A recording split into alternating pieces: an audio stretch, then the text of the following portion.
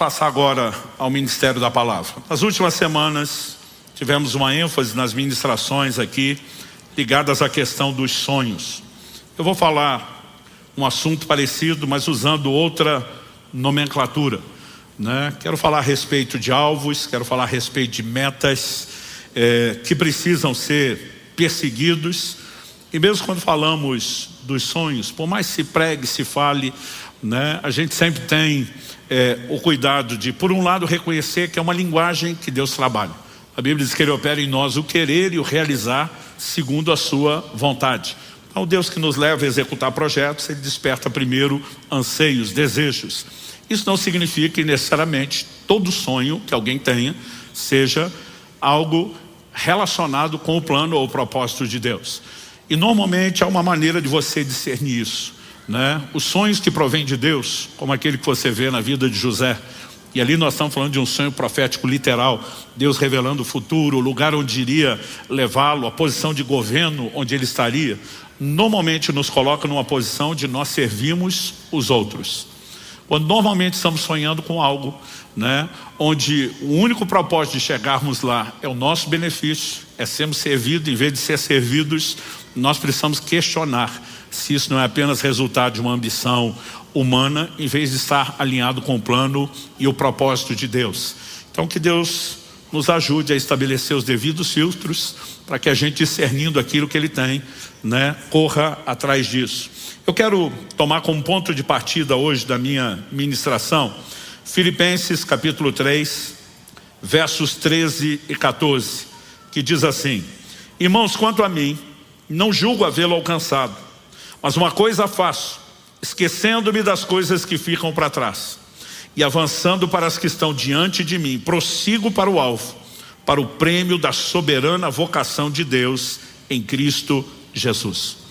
Paulo não apenas usa uma expressão prossigo para o alvo. Alguns domingos atrás preguei uma mensagem aqui intitulada, né, corra pelo prêmio, e a gente viu que a palavra prosseguir significa literalmente correr, perseguir, né? Um dos significados dela é perseguir, e o apóstolo Paulo estava dizendo que ele perseguia um alvo.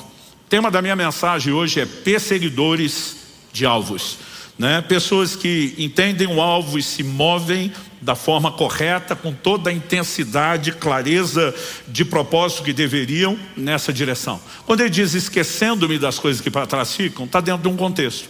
Ele diz, eu ainda não cheguei lá, ainda não alcancei a plena maturidade, mas eu não me prendo a qualquer tropeço do passado, nem às limitações do presente. Estou de olho no lugar de uma transformação plena, né, da maturidade que será alcançada. Basicamente, Paulo estava falando de foco.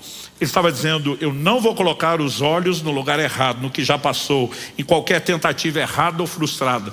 Eu vou colocar os olhos naquilo que ainda pode e será alcançado.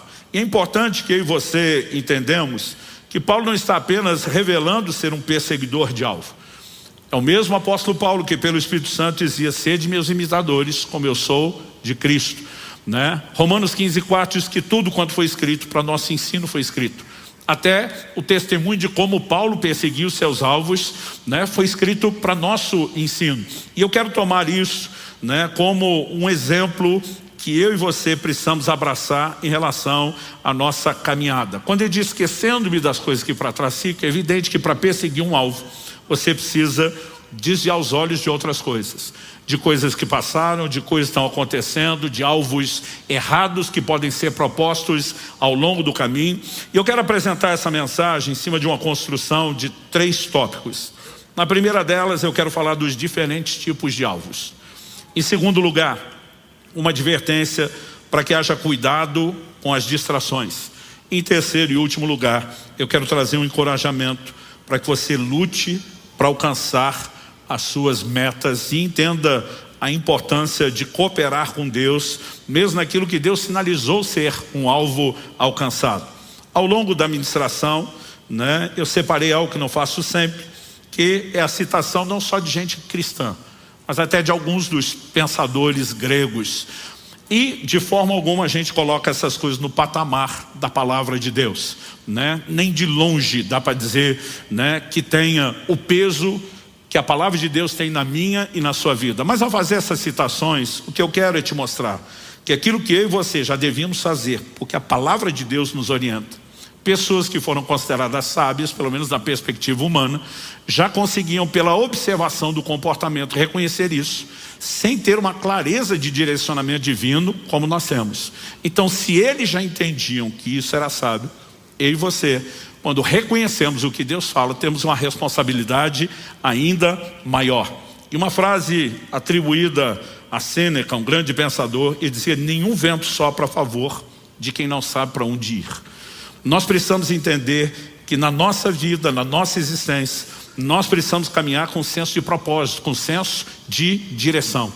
E eu quero começar falando dos diferentes tipos de alvos, porque não há uma coisa só. Quando preguei aqui a mensagem Corra pelo Prêmio, uma das nossas abordagens foi o foco na recompensa. E o alvo principal, o grande, o primário, o mais importante, quando falamos a respeito de alvos, é a nossa salvação em Cristo Jesus. Quando o apóstolo Paulo está dizendo eu prossigo para o alvo, ele está falando do quê? Do prêmio da soberana vocação, do chamado divino que eu e você recebemos. O apóstolo Pedro escreve em 1 de Pedro 1,8, a fim de que alcanceis o fim, o objetivo final da vossa fé, a salvação das vossas almas. Em Hebreus, no capítulo 12, nos versos 1 a 3, a Escritura diz assim: portanto também nós, visto que temos a rodear-nos tão grande nuvem de testemunhas, livremo-nos de todo o peso e do pecado que tão firmemente se apega a nós, e corramos com perseverança a carreira que nos está proposta, olhando firmemente para o autor e consumador da fé, Jesus, o qual, em troca da alegria que lhe estava proposta, suportou a cruz, sem se importar com a vergonha, e agora está sentado à direita do trono de Deus. Portanto, pensem naquele que suportou tamanha oposição dos pecadores contra si mesmo, para que vocês não se cansem nem desanimem. Nós vimos que quando o escritor fala de correr a carreira ou a corrida que nos está proposta, ele está falando de não cansar na corrida da fé. Em Hebreus 12:12 ele vai terminar dizendo: fortaleçam os joelhos trôpegos, as mãos cansadas ou vacilantes. Mas ele diz que um elemento de inspiração é ter os olhos fixos em Jesus, que é tanto o autor como o consumador da nossa fé. E a lógica que é apresentada é manter os olhos nele, não apenas como nosso alvo principal, mas como nosso modelo. A Bíblia diz que em troca da alegria que lhe estava proposta, ele suportou a cruz. Basicamente, não importa o nível de sacrifício que se faça agora, a recompensa que vem depois, ela vai valer a pena. E diz, agora está sentado à direita do trono de Deus, foi exaltado, alcançou a sua recompensa. Então ele diz, fiquem de olho naquele que suportou tamanha oposição dos pecadores, para que vocês não se cansem, não se desanimem. Em outras palavras, possam suportar também qualquer adversidade e não negociar o alvo principal. Eu tenho observado ao longo de anos em ministério pessoas, que em nome de quero alcançar um alvo ou uma meta de realização pessoal, elas estão sacrificando a realização eterna. Estão comprometendo a sua própria salvação. Então, evidentemente, nós não podemos falar de perseguir alvo sem começar pelo alvo primário. Agora, esse não é o único alvo. Nós temos outros que podem ser alcançados e que eles não são necessariamente divergentes, contraditórios, Eles podem ser alcançados e experimentados dentro desse mesmo combo do alvo maior, que é a salvação. Isso é o que eu e você precisamos distinguir, porque o grande alvo da vida cristã é para todo mundo. A Bíblia diz que Deus deseja que todos se salvem, mas Deus não lida só conosco por atacado, Ele lida conosco também como indivíduos, não apenas em relação ao chamado, a dons ministeriais, ou os dons do Espírito Santo, áreas de graça e como Ele deseja nos usar. Mas Deus pode fazer promessas para um que não fez para outro. Deus pode realizar coisas na vida de um que talvez não vá fazer exatamente o mesmo na vida de outro. Porque Deus não trabalha apenas conosco enquanto o pacote da raça humana. Ele tem questões que são generalizadas, mas ele tem questões personalizadas. E um exemplo disso para mim é Josué e Caleb, que receberam uma promessa pessoal. Uma geração inteira que sai do Egito. ela é responsabilizada por Deus por uma atitude de incredulidade e diz: nenhum de vocês vai entrar na terra prometida. Deus diz: a não ser Josué e Caleb, porque perseveraram em me seguir. Deus fala inclusive mais até sobre Caleb do que do próprio Josué, que iria liderar o povo a possuir a terra prometida. E em Josué, no capítulo 14, eu quero ler com vocês dos versos 10 a 14. Nós temos agora o Caleb falando o seguinte: e agora, eis que o Senhor me conservou com vida como prometeu. Você pode repetir comigo? Como prometeu. Ele está fazendo alusão a uma promessa. E diz: 45 anos se passaram desde que o Senhor falou essas palavras a Moisés, quando Israel ainda estava no deserto. E agora eis que estou com 85 anos. Estou tão forte hoje como no dia em que Moisés me enviou. A força que eu tinha naquele dia eu ainda tenho agora, tanto para combater na guerra como para fazer o que for necessário. Dê-me agora esse monte de que o Senhor falou naquele dia, pois naquele dia você ouviu que lá estavam os anaquins morando em cidades grandes e fortificadas. Se o Senhor Deus estiver comigo, poderei expulsá-los, como Ele mesmo prometeu. De novo, como Ele mesmo prometeu. Josué o abençoou, deu a cidade de Hebrom a Caleb, filho de Jefoné, para ser a herança dele. Por isso Hebrom passou a ser de Caleb, filho de Jefoné, o quenezeu, em herança até o dia de hoje, visto que havia perseverado em seguir o Senhor, Deus de Israel. Esse camarada, 45 anos depois disso, eu estou mirando uma promessa pessoal que Deus me fez. Não só que eu entraria na terra, mas que Ele me deu um monte mais difícil, aquele do qual todo mundo disse que era impossível e que eu criei em Deus. Só não pude tomar posse na época pela incredulidade deles. Isso aqui é meu. Faz 45 anos que eu estou crendo, faz 45 anos que eu estou esperando a promessa, né? E com a graça de Deus eu vou tomá-lo. E a Bíblia diz que assim foi. Muitas vezes nós temos elementos, né, que são muito pessoais. Deus pode prometer para um algo diferente do que prometeu para outro, que diz respeito não só ao propósito de cada um, mas a atitudes que cada um de nós pode ter diante dele. E não só o grande alvo da vida cristã, mas essas sinalizações pessoais, elas também devem ser perseguidas. Nós precisamos aprender, né, a gastar tempo com Deus, não apenas entendendo o que a palavra nos aponta como direção genérica para todo mundo, mas aquilo que é direção individual. Quando você lê a Bíblia, tem uma declaração lá: ide, fazei discípulos de todas as nações, pregue o evangelho a toda criatura. Significa que cada um de nós vai pisar em todas as nações para fazer discípulos, que cada um de nós vai pregar para toda criatura que está no mundo, enquanto indivíduos não. Isso é o cumprimento do que nós, enquanto igreja, corpo de Cristo, coletivamente podemos fazer. Mas enquanto indivíduos, às vezes nós podemos querer ir para uma área geográfica e o Espírito Santo dizer: não é aí que eu quero você é lá. Um exemplo disso está em Atos 16, quando o apóstolo Paulo intenciona, põe no seu coração que ele queria pregar na Ásia. Não acredito que Paulo estava errado, não acredito que era falta de percepção espiritual, porque no futuro a Ásia seria o palco principal do ministério de Paulo. Talvez ele já tivesse um direcionamento, só que a Bíblia diz que o sábio entende o tempo e o modo. Não basta apenas saber o que deve ser feito, nós precisamos discernir em Deus como e quando. E naquele momento, quando ele tenta pregar na Ásia, a Bíblia diz: o Espírito de Jesus o impediu. Eles tentam contornar a Bitínia. Vamos então começar a comer pelas bordas, como diria, pela beirada, como se faz com migal quente, como diria o mineiro. E de novo o Espírito de Jesus não deixou. O apóstolo Paulo vai orar e ele acaba tendo uma visão de um jovem da Macedônia, dizendo: passa a Macedônia e ajuda-nos. E a partir desse momento, que antes de entrar na Ásia, o apóstolo Paulo vai entrar na Europa.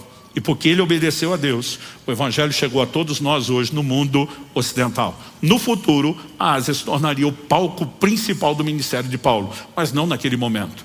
E nós precisamos aprender a entender o que é que Deus tem para nós e seguir e perseguir essas direções, mesmo que as coisas não aconteçam no tempo e no formato que nós esperamos. Em agosto de 1993, me mudei para Curitiba, por uma clara direção de Deus, de que aqui deveria ser a base do nosso ministério. Eu fiquei morando aqui 5 meses, e Deus nos levou a Guarapuava, para o interior. Acreditava que ia pastorear ali por 1, no máximo 2 anos, fiquei 9 anos.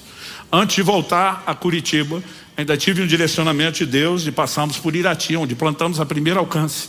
Ainda fiquei ali mais 2 anos e meio. Eu voltei a Curitiba cerca de 12 anos depois, para completar aquilo que ele tinha colocado no meu coração. E muitas vezes você precisa entender o que é que Deus tem. né? A minha e a sua vida não vai ser guiada pelos outros. Nenhum de nós, mesmo que cremos nos dons do Espírito, acreditamos que profecias devam dirigir a vida de ninguém. Mas quando você tem clareza de entendimento do propósito de Deus, normalmente ele será confirmado por palavras proféticas. E eu lembro quando estava em Irati, aonde eu ia pregar pelo Brasil e o mundo, as pessoas me diziam: você sabe que Deus está te chamando para a capital do seu estado, você sabe que você tem no máximo 2 anos para mudar Curitiba, você sabe isso, você sabe aquilo. Dizia: eu sei. E essas confirmações vão trazendo no seu coração clareza. Nós precisamos entender que Deus tem planos, que Deus tem alvos, e essas metas, elas precisam ser perseguidas, mas só serão perseguidas se forem discernidas. Agora, quem sabe aquilo que Deus está sinalizando vai ter combustível 45 anos depois, como Caleb, para dizer: eu vou alcançar aquilo que Deus me prometeu. Quem está entendendo, diga amém. Agora, nós estamos falando de promessas que começam no âmbito pessoal e que também tem o terreno ministerial. Em Atos 26, 19, o apóstolo Paulo está diante do rei Agripa, testemunhando sua conversão. E ele começa a falar não só da pregação aos judeus, mas também aos gentios. E diz assim: pelo que eu não fui desobediente à visão celestial. Paulo entendia: eu tenho chamado, recebi uma visão de Deus, eu preciso obedecê-la, eu preciso perseguir aquilo que Deus sinalizou, né? Então, os alvos, além do grande alvo da vida cristã, que é a salvação, nós podemos falar de alvos ou promessas pessoais que Deus tem, e podemos falar dos alvos ministeriais, que ainda são pessoais. Por quê? Embora todos vamos servir a Deus, servindo as pessoas, nem todo mundo foi chamado para fazer as mesmas coisas, nem tampouco nos mesmos lugares. Agora, quando Paulo usa a expressão obedecer, isso para mim coloca a coisa num patamar muito sério. Eu vejo pessoas que às vezes tomam uma decisão: estou mudando para tal lugar porque Deus está dirigindo. O negócio fica difícil, a pessoa desiste. Eu falo: mas Deus não te dirigiu? Mas está difícil. Falei: e daí? Se Deus dirigiu, você tem que usar a direção de Deus como combustível para enfrentar qualquer dificuldade. Aliás, não existe nada na Bíblia que garanta para você que seguir uma direção de Deus não vai fazer com que você enfrente oposição. O apóstolo Paulo escreve aos Coríntios e diz: uma porta grande e eficaz se me abriu no Senhor. E ele termina dizendo assim: mas há muitos adversários. Mas peraí, Paulo, a porta não foi aberta no Senhor? E tem adversário? Mas a porta não é de Deus? É. E vai ter problema? Vai. Porque não há nada que garanta que o que Deus sinalizou querer fazer na sua vida, ou para onde te levar, que você não vai enfrentar adversidade. Agora, quando você entende que é Deus que está guiando, você tem um combustível para enfrentar as adversidades. Você acaba sendo guiado por propósito, não por proposta, não por circunstância, não por conveniência. Quem está entendendo? Um dia eu estava conversando com um pastor, ele falou: cara, eu estava numa rede de amigos seus que estavam ali sentados conversando. Em algum momento, alguém tocou no assunto que você já recebeu proposta para trabalhar com fulano, ciclano e beltrano. São 3 líderes extraordinários no Brasil. O cara falou: é verdade o que eles estão falando? Eu falei: é. Ele falou: e você foi louco de recusar? Eu falei: eu seria louco de aceitar. Ele: como assim? Eu falei: cara, o que Deus me dirigiu é diferente. Não importa o quão extraordinário esses homens sejam, não importa o quão grande o ministério seja, não vou negar que é uma honra receber convite de cada um deles, mas eu não sou guiado por proposta, eu sou guiado por propósito. E o propósito de Deus para mim é diferente da proposta que me fizeram. Quem é guiado por proposta muda o tempo todo, porque as circunstâncias das propostas também mudam. E gente, as adversidades sempre virão. Se você não tivermos combustível, nós não vamos perseguir as metas. Paulo fala, né, de pessoas que são meninos na fé. Ele diz: são agitados por qualquer vento de doutrina. Tem gente que muda de acordo com o vento da doutrina, tem gente que muda com o vento da circunstância, tem gente que muda com o vento da proposta. Nós precisamos ter clareza de propósito para poder buscar e perseguir isso. Agora, seja os alvos pessoais ou mesmo aquilo que a gente pode classificar ministeriais, a gente acredita que eles também podem ser diferentes de acordo com as diferentes fases da vida. Então, por exemplo, o apóstolo Paulo diz em 1 Coríntios 13, verso 11: quando eu era menino, falava com menino, sentia com menino, pensava com menino. Quando cheguei a ser homem, desisti das coisas próprias de menino, né? Então ele está dizendo, tem coisas que tinham uma importância nessa época que nessa fase da vida não vão ter. Tem comportamentos ou coisas a serem feitas que cabem numa fase que não cabem na outra. Então, por exemplo, eu lembro quando garoto solteiro, a meta primária era casar. Depois de casado, a preocupação e a oração começa a ser a respeito dos filhos que virão, né? E você pode ter elementos que vão mudando dentro de cada fase ou etapa. Você pode ter alvos de curto prazo, mas existem coisas que devem nos guiar por uma vida inteira, independentemente dessas fases. Então, há uns anos atrás, quando meu filho tinha começado o relacionamento com Priscila, minha nora, eles já estão acho que 7 para 8 anos casados, então nós estamos falando de mais tempo do que isso. Eu lembro de uma ocasião que a Kelly me contou, ela estava em casa e teve um momento onde a Alice estava com algumas amigas e por causa do irmão, a conversa era essa questão de relacionamento, de casamento. E elas perguntaram, né, para a Kelly, como que foi o seu namoro com Luciana? A Kelly falou, nós somos de uma outra época. A gente namorou por carta, né, à distância. A gente mal conseguia falar por telefone. Telefonema não era todo dia, tinha que ser depois da meia-noite, quando interurbano era mais barato, né? Quem tem pelo menos idade lembra desses desafios, que a turma da era da internet não sabe. E eu lembro que assim, meus filhos faziam muita chacota quando a gente falava desse negócio de trocar carta, né? Minha filha um dia falou, carta? O que é carta? E aí meu filho respondeu, o Israel falou para a Lissa, falou, Lissa, carta é como se você escrevesse um e-mail, em vez de você enviar, você imprimisse e fosse levar em mãos para a pessoa ler do outro lado. E eles ficavam brincando com isso. Mas quando que ele tocou no assunto, as meninas curiosas falaram, ela mencionou que ainda guardava as cartas. A gente pode ver como que eram essas cartas? Falou, claro, não tem nada, né, de muito pessoal privado aqui que não possa ser lido. E começou a mostrar e ler as cartas, algumas delas para as amigas da Alice. Quando eu voltei de viagem, ela foi contar a história, ela falou, olha, eu estou te falando isso porque aos 18 anos de idade, você já escrevia coisas de tudo aquilo que nós estamos vivendo hoje. É impressionante, como mesmo sem entender quanto tempo levaria, como seriam os detalhes do formato, você sempre soube para onde estava indo. Nós precisamos entender a importância de buscar em Deus essa clareza de direção para ter um posicionamento claro do que deve ser perseguido. Aristóteles dizia, na realidade, viver como um homem significa escolher um objetivo e dirigir-se para ele com toda a conduta. Diferente dos pensadores, a gente não fala de escolher o objetivo, a gente fala de discernir alvos e metas que Deus tem. E aí sim, né, dirigir-se a ele com toda a conduta. E quando eu falo dirigir-se a ele com toda a determinação, isso me leva ao segundo tópico que eu quero abordar, que é o cuidado com as distrações. Quem tem meta não pode se deixar distrair. Quando nós falamos aqui do atleta que corre, né, a gente falou desde o preparo, desde do treinamento, até a própria corrida, a importância de você estar focado naquela meta. E quando falamos da vida espiritual, esse paralelo não é diferente. Você pode repetir essa frase comigo? Diga, quem tem meta não pode se deixar distrair.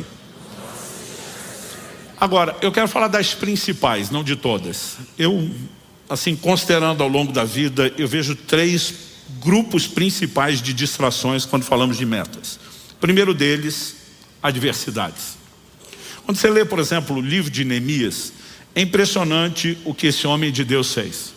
Ele vive o período pós-exílio de Babilônia e ele volta para Jerusalém com uma missão que ele entendeu da parte de Deus: os muros da cidade.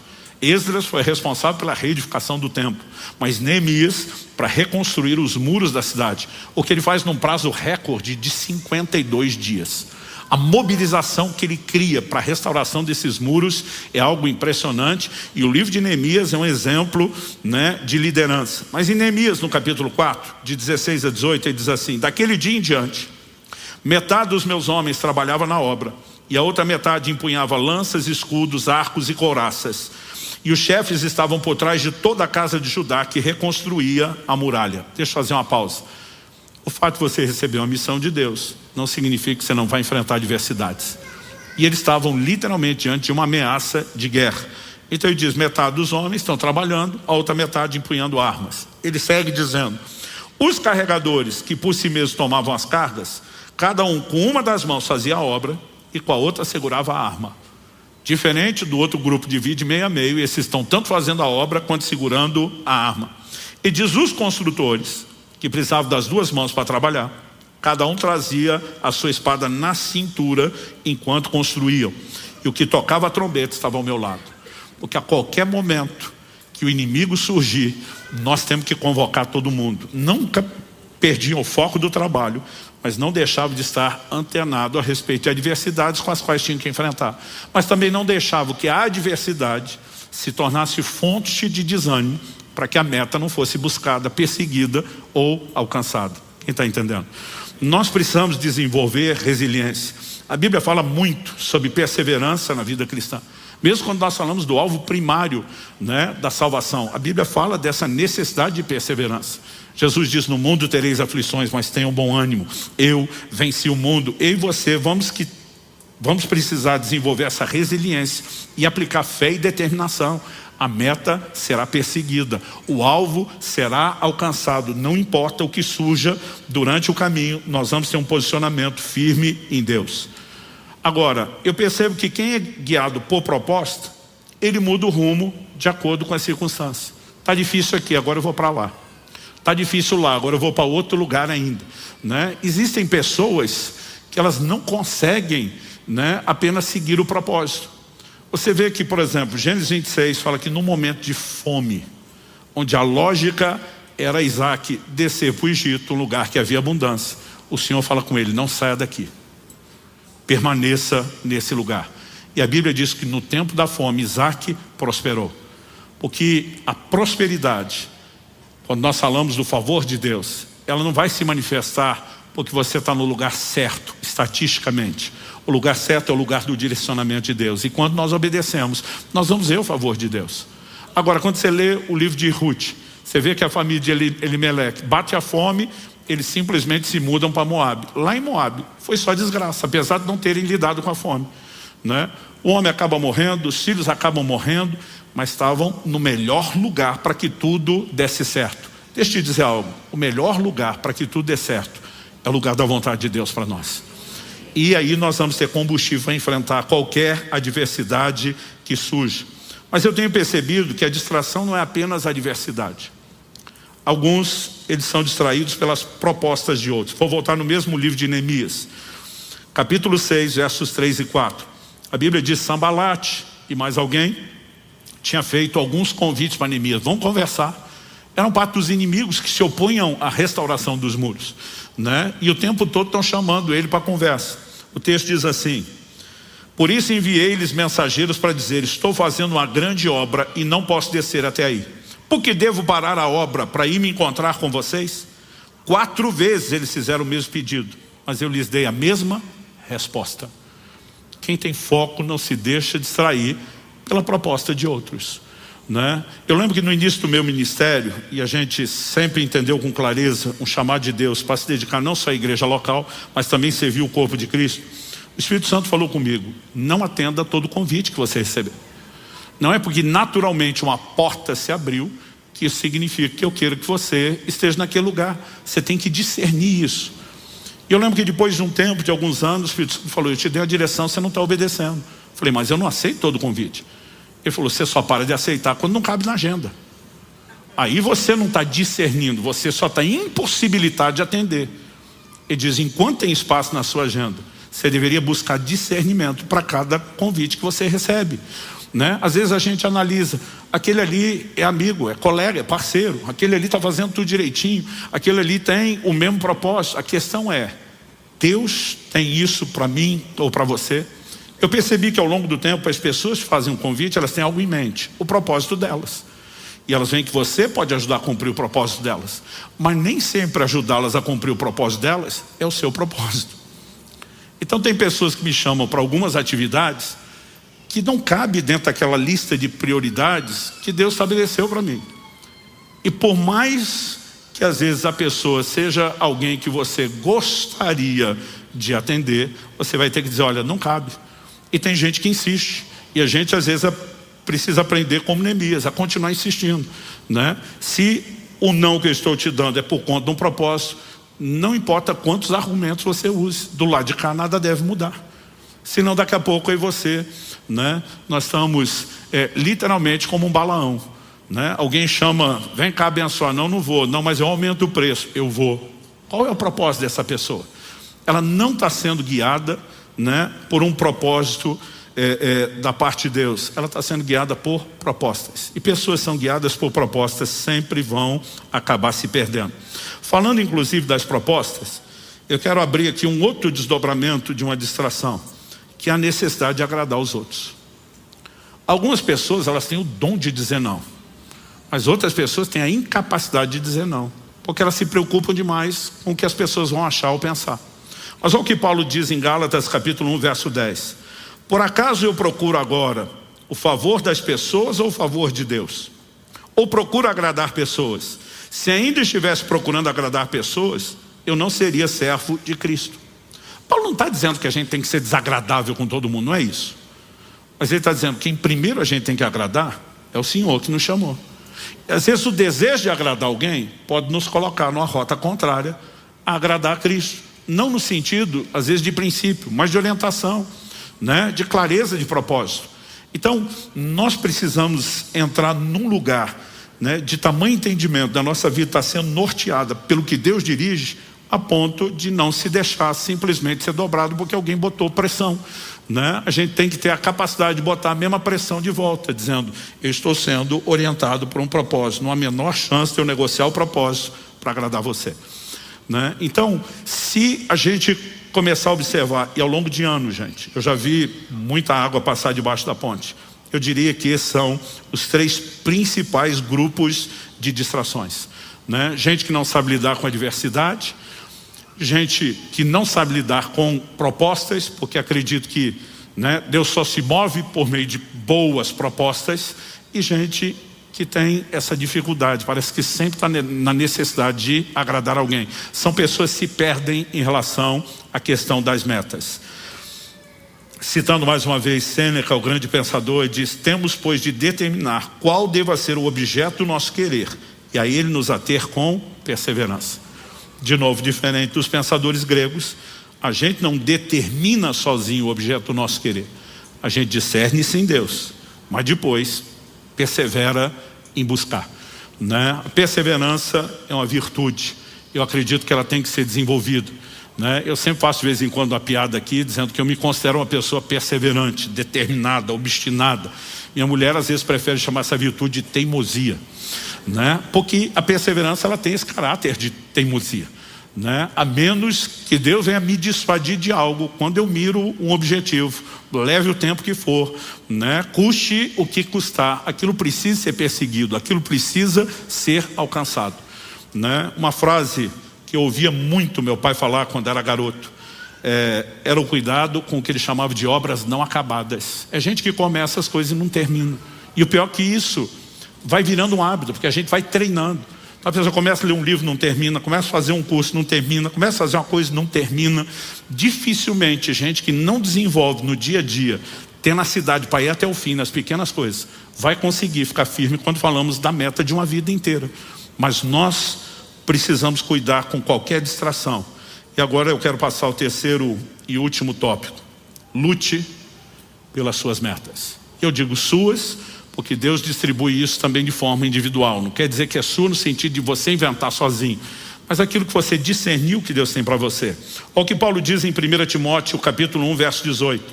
Essa é a admoestação que faço a você, meu filho Timóteo, segundo as profecias que anteriormente foram feitas a respeito de você, que, firmado nelas, nessas profecias, você combata o bom combate. O que é que Paulo está dizendo para Timóteo?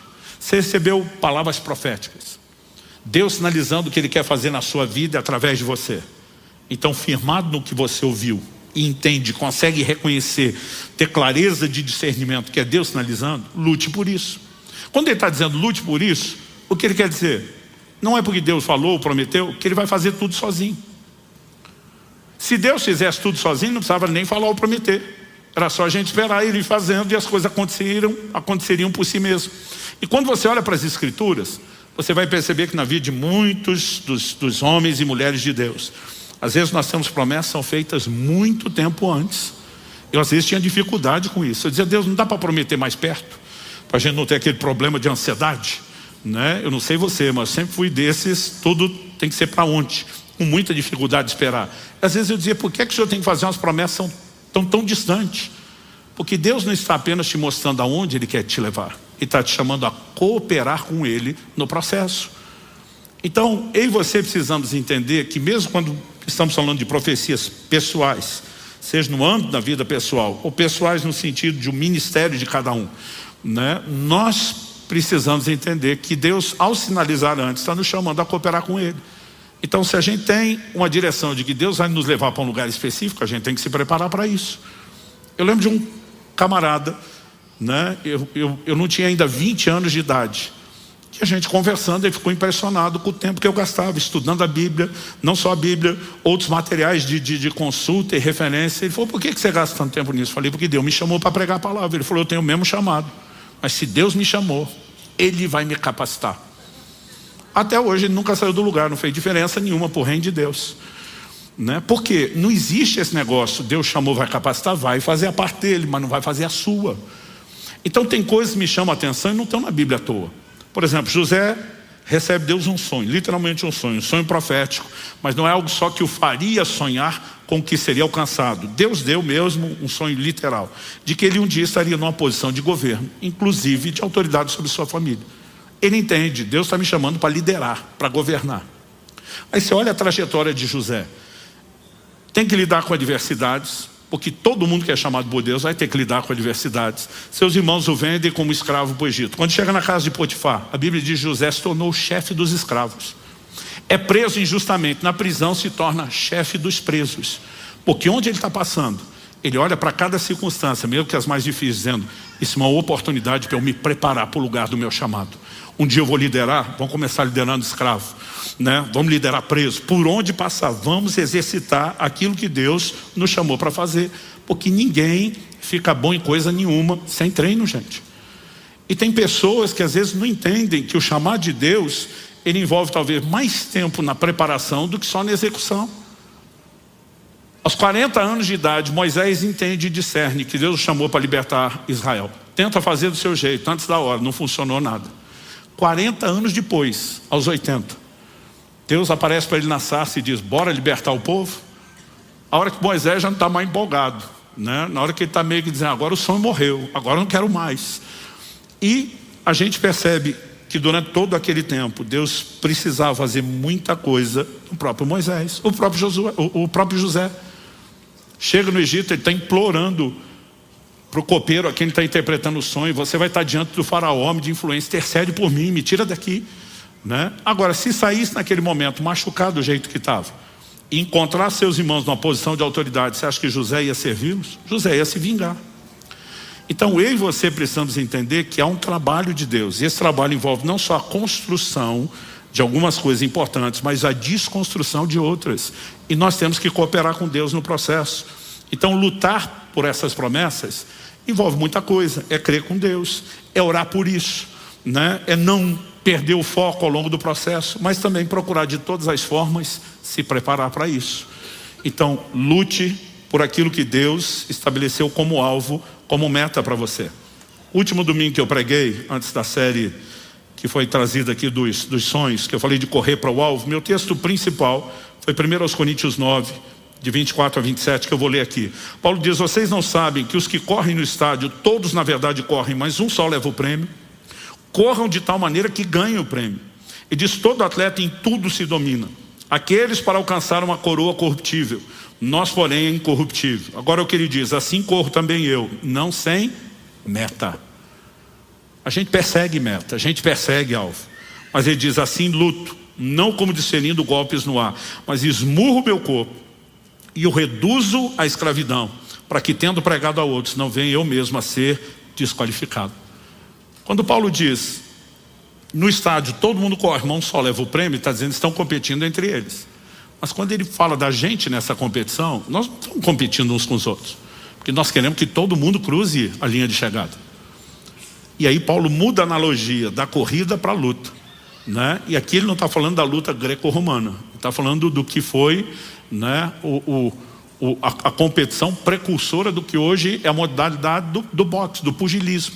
Ele está dizendo assim, luto eu, não dando golpes do ar, mas ele diz, eu esmurro meu corpo. Algo que eu tenho aprendido, enquanto estamos perseguindo metas, nós vamos ter que lutar com a nossa carnalidade. Porque parte da distração que o diabo vai tentar trazer não são só adversidades, mas atalhos, desvios, a tentativa de nos fazer corromper e ceder ao pecado. Então você percebe que isso aconteceu com José.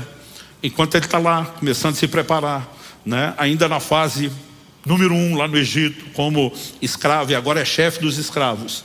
A mulher de Potifar começa a estar em cima dele todo dia. Ele não diz para ela: dona, a senhora não é meu tipo. Ele diz para ela: como cometeria eu tamanha maldade contra Deus? Ele disse: a senhora acha que eu vou aprontar com Deus, porque a senhora é atraente, a senhora está muito enganada. Paulo dizia: eu esmurro meu corpo, eu não vou deixar essa carne entrar no controle. Ele diz para que depois de ter pregado a outro, você não venha a ser desqualificado, né? Paulo está dizendo: o que adianta eu apresentar a verdade, daqui a pouco eu mesmo ser incoerente na verdade que eu tinha que estar praticando como exemplo. Então nessa luta, querido, a gente não luta apenas orando, a gente não luta apenas crendo, a gente não luta apenas suportando a adversidade, a gente não luta apenas se preparando, mas a gente luta mantendo a carne sob rédea curta. Algo que eu aprendi na adolescência: a carne não converte, tem que ir para a cruz todo dia, tem que ser massacrada a miserável da carne, porque senão ela vai nos tirar do cumprimento do plano e do propósito de Deus. Quem está entendendo? Gerhard Boehme diz: quando você tem uma meta, o que era um obstáculo passa a ser uma etapa de um dos seus planos, né? Eu e você precisamos entender isso quando as adversidades surgirem, né? O que nós temos são desafios que vão nos preparar, que vão nos tornar melhores para um dia cumprir plenamente aquilo que Deus tem para nós. Davi diz, antes de encarar o Golias: eu estou treinando faz tempo, eu já enfrentei urso, eu já enfrentei leão. E eu costumo dizer às pessoas: antes de derrubar gigante em público, você vai ter que derrubar muito urso e leão no secreto. Você vai ter que ter outras vitórias lá no secreto antes de começar a vencer em público. E parte dessa luta, parte dessas vitórias, né, não são apenas contra inimigos externos. Nós precisamos aprender a manter essa carne massacrada. E eu quero encorajar você: persiga as metas e os alvos, né? Entenda, o alvo primário está lá e tem que ser visto como primário. Eu vejo gente que, em nome de eu preciso ser feliz, ele está jogando fora uma alegria eterna toda por causa de um subalvo, que no fim das contas ele não vai alcançar coisa nenhuma. Mas mantendo os olhos no alvo primário, Jesus como autor e consumador da nossa fé, nós também precisamos entender que há algumas metas que talvez vão vir no âmbito pessoal, quer seja a vida pessoal ou ministerial. Nós vamos ter que cuidar com as distrações, vamos ter que lutar por isso tudo. Mas eu queria encerrar de uma forma prática, tentando te sugerir algumas coisas, né? A primeira delas: comece escrevendo aquilo que você já sabe que Deus tem para a sua vida. A gente nunca sabe tudo. Deus diz para Abraão: vai para uma terra que eu ainda te mostrarei. Traduzindo: enquanto você está indo, eu vou mostrando. A Bíblia diz que a vereda do justo é como a luz da aurora, Provérbios 4,18. Vai brilhando mais e mais até ser dia perfeito. Então tinha coisa que lá, enquanto solteiro, eu entendia o resultado final, onde ia chegar, mas não entendia processos. E muitas vezes as etapas, elas vão sendo reveladas ao longo da caminhada. Mas aquilo que nós já temos, né, de clareza agora, precisa ser sinalizado.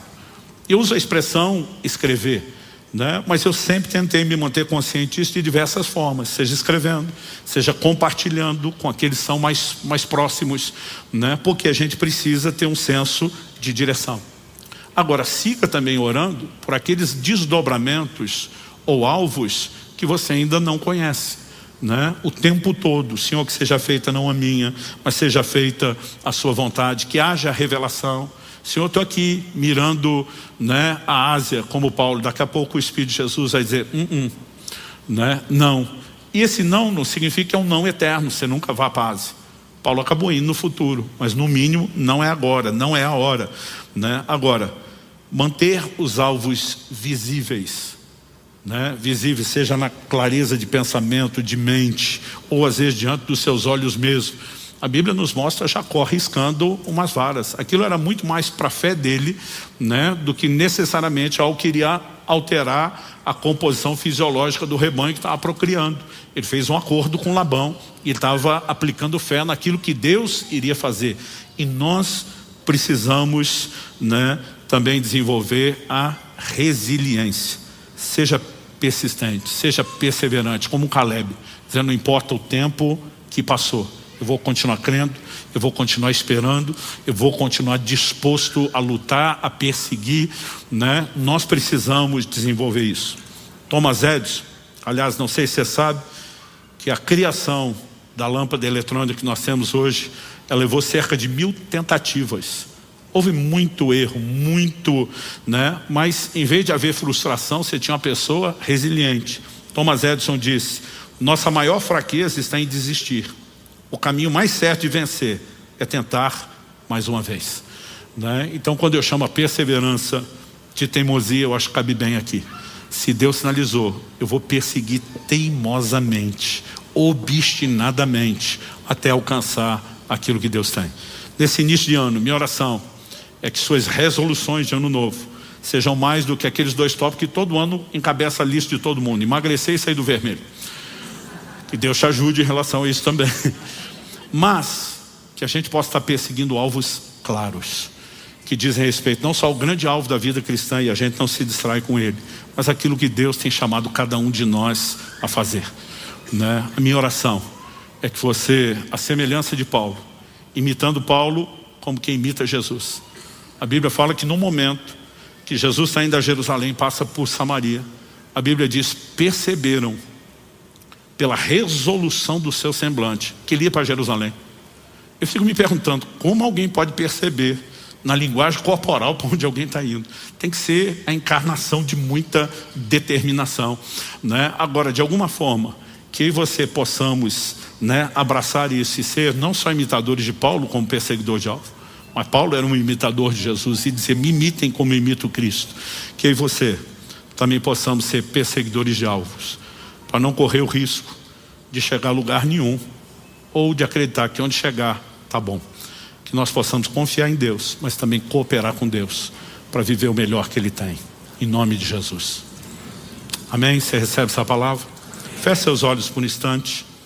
Pai, eu oro por cada um dos meus irmãos e irmãs aqui presentes, por aqueles que nos acompanham online, ao vivo ou de forma gravada posteriormente. Eu oro que o Teu Espírito traga clareza, que haja discernimento, que haja tempo gasto diante do Senhor, buscando e ouvindo a Tua voz.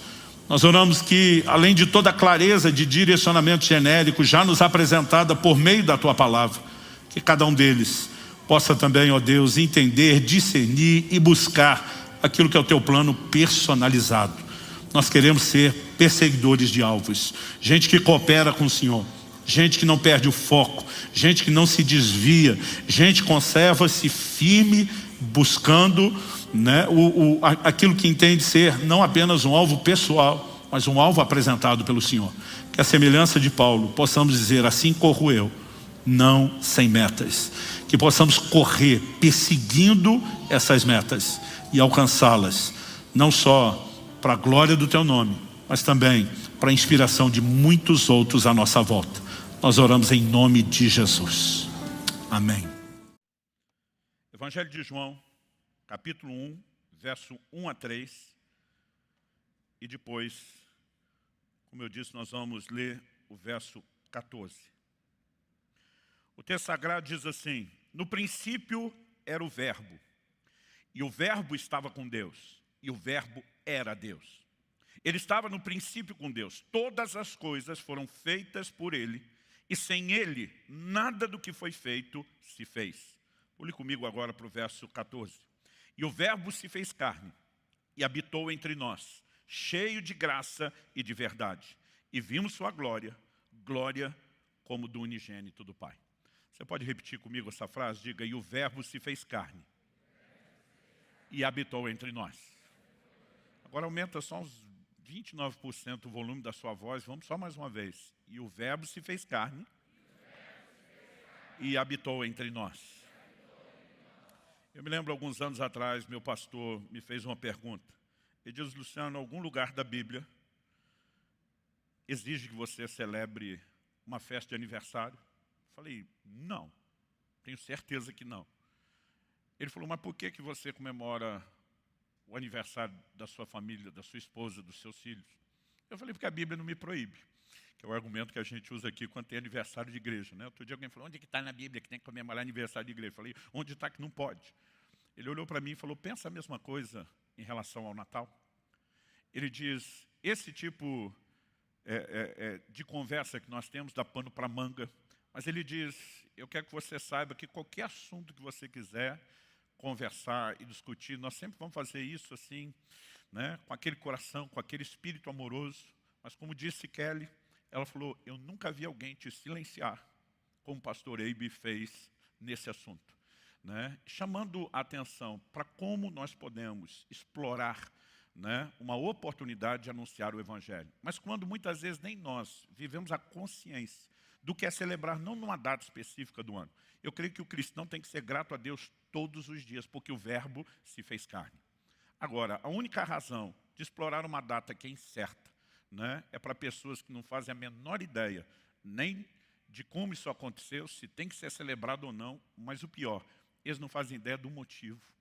Nós precisamos, de fato, compreender, né, a razão pela qual Deus se fez homem, a razão pela qual Ele habitou entre nós, cheio de graça e de verdade. E não apenas viver essa consciência no sentido de desfrutar a obra da salvação que Ele veio proporcionar, mas conseguir comunicar isso. Então me permita falar um pouquinho, né, sobre o que pode parecer, às vezes, teologia demais, né?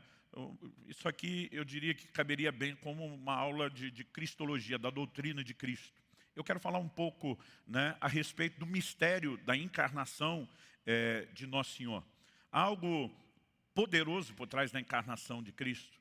E eu acredito que nossa mente ainda não consegue compreender. Por exemplo, o apóstolo João diz em 1 de João, no capítulo 4, que um espírito que não confessa que Jesus Cristo veio em carne, não é de Deus. Ele diz, provai os espíritos, né?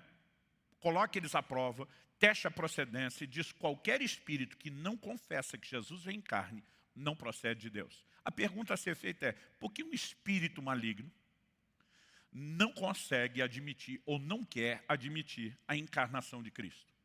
Porque há algo tão extraordinário nessa obra da redenção. Há uma vitória tão esmagadora produzida sobre o reino das trevas, que essa é uma verdade que eles vão tentar ofuscar e anular. Alguém disse que muitas vezes uma forma de percebermos o quanto alguma coisa é importante para Deus é dar atenção ao quanto o reino das trevas luta contra aquilo. Nenhum de nós teria dificuldade de entender que a família é importante aos olhos de Deus quando a gente olha como esse sistema mundano ataca os valores familiares. Nenhum de nós teria dificuldade de entender que pureza sexual é algo importante para Deus, não só pelo que a Bíblia ensina, mas por quanto essa estrutura e esse sistema corrompido do mundo ataca elementos como esse. Agora, você já percebeu que na maioria das seitas, Jesus é apresentado como um espírito iluminado, mas não como Deus encarnado. Essa verdade é algo que precisa produzir impacto no nosso coração. Né? Reconhecer que Deus se fez carne, habitou entre nós, né? Que Jesus viveu 100% como Deus, mas 100% como homem, é algo fundamental na nossa fé. Não é assunto periférico, não é assunto secundário, faz parte do cerne da obra da redenção. Então eu quero pegar esse texto de João e chamar a sua atenção para algumas coisas. A primeira verdade é a pré-existência de Cristo. Cristo não tem começo quando um corpo lhe foi formado, como diz Hebreus 10:5, citando uma profecia do Velho Testamento. A Bíblia diz, aqui no versículo 1 do Evangelho de João, no princípio era o verbo estava com Deus, o verbo era Deus. Ele estava no princípio com Deus. Agora ele vai falar, todas as coisas foram feitas por Ele. Sem Ele nada do que foi feito se fez. Até o princípio foi Ele que fez. Ele antecede não apenas o tempo em que viveu em um corpo aqui na terra. Ele antecede o princípio, ele antecede o início de todas as coisas. A pré-existência, né, de Deus e a forma como Cristo é apresentado como Deus. Quando João começa falando a respeito do verbo, o verbo se fez carne, habitou entre nós, uma referência clara ao Senhor Jesus. Ele aponta, em primeiro lugar, não só para o reconhecimento da divindade, mas por conta da divindade, ele destaca essa sua pré-existência. E ela é enfatizada na criação. Aliás, o resto da Bíblia afirma isso. Em Colossenses 1, 16 e 17, Paulo diz: pois nele foram criadas todas as coisas, nos céus e sobre a terra, as visíveis e as invisíveis, sejam tronos, sejam soberanias, quer principados, quer potestades, tudo foi criado por meio dele e para ele. Ele é antes de todas as coisas e nele tudo subsiste. Ele é antes de todas as coisas. Essa pré-existência que o coloca como Criador é algo essencial. Em Hebreus, no capítulo 1, nos versos 1 e 2, a Bíblia diz: antigamente Deus falou muitas vezes e de muitas maneiras aos pais pelos profetas. Mas nesses últimos dias nos falou pelo Filho, a quem constituiu o herdeiro de todas as coisas e pelo qual fez também o universo. Cristo é apresentado não apenas como o Salvador, mas o Criador que se fez homem para gerar salvação às suas criaturas.